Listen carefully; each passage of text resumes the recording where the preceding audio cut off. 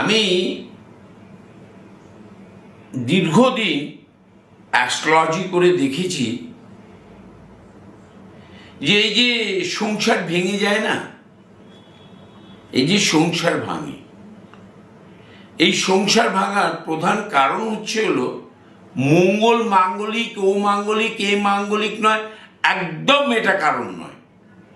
কারণ হলো শুক্র আর বৃহস্পতি।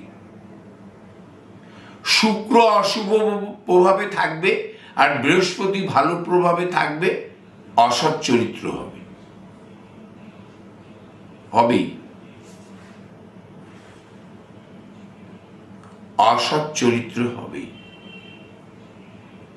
এই যে অনেকে বলে না, মেয়েরা রিলস করে যে নেশাখোর স্বামী ভালো, দুশ্চরিত্র স্বামী ভালো নয়, তার সাথে সংসার করা যায় না।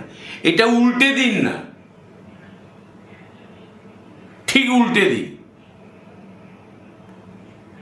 এই দুশ্চরিত্র মহিলার সাথেও সংসার হয় না, এগুলো ঠিক।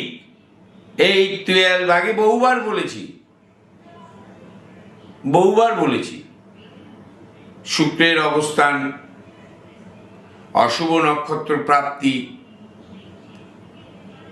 সে যারই হোক, বৃহস্পতি ভালো জায়গায় প্রাপ্তি হোক, প্রাপ্তি আপনার গ্রহের নেচার অনুযায়ী আপনি পাবেন, আপনি মন করে চাইলেই পাবেন না।